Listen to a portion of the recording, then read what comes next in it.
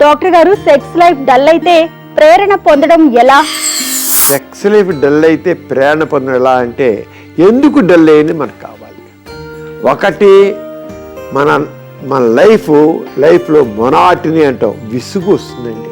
చాలా సందర్భాల్లో విసుగు, ఎప్పుడు రొటీన్గా మన పని నుంచి మనకి తెలియకుండా ఒక స్ట్రెస్ డెవలప్ అవుతుంది. స్ట్రెస్ వల్ల డల్నెస్ వస్తుంది, డిప్రెషన్ వస్తుంది, విసుగు వస్తుంది, చిరాకు వస్తుంది, కోపం వస్తుంది, ఇవన్నీ వస్తాయి. ఆ సెక్స్ లైఫ్ అందువల్ల డల్ అయిపోతుంది. మరి ఎలా ఇది బయటపడంటే డీవియేషన్ కావాలి మనకి. ఎలా డీవియేషన్ కావాలి? మనం మీరు ఆ రొటీన్ లైఫ్ ఒకసారి బ్రేక్ చేయాలండి. ఏదైనా ఒకటి ఉంటే బ్రేక్ చేయడం కావాలి.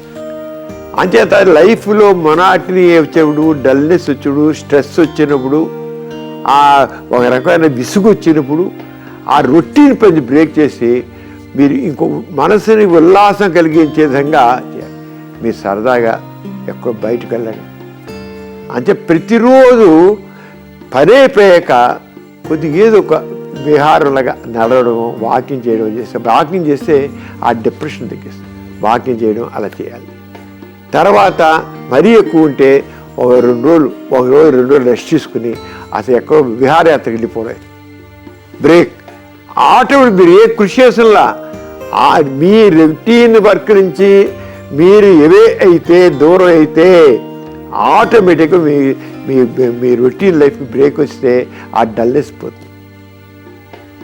అలాగే సెక్షువల్ లైఫ్, మీరు మనసు పడి మీ వైఫ్తో లేకపోతే మీ వాళ్ళతో చక్కగా సెక్స్లో పాల్గొంటే బ్రేక్. సెక్స్ మంచి మూడ్ ఎలివేటర్ అండి, మంచి మూడ్ ఎలివేటర్. మనసు పడి సెక్స్లో పాల్గొంటే మాత్రం మంచి కిక్ వస్తుంది, అంతా వెళ్ళిపోతుంది. ఎందుకంటే ఫీల్ గుడ్ హార్మోన్స్ చెప్పుకున్నాం సార్ మనం. అంచేత సెక్స్ కూడా బెస్ట్. అయినా సరే ఒక్కటి మాత్రం తెలుసుకోవాల్సిందంటే, మీ లైఫ్లో మొనాటిని, విసుగు, చిరాకు, డల్నెస్ ఉన్నప్పుడు దాన్ని బ్రేక్ చేయాలి.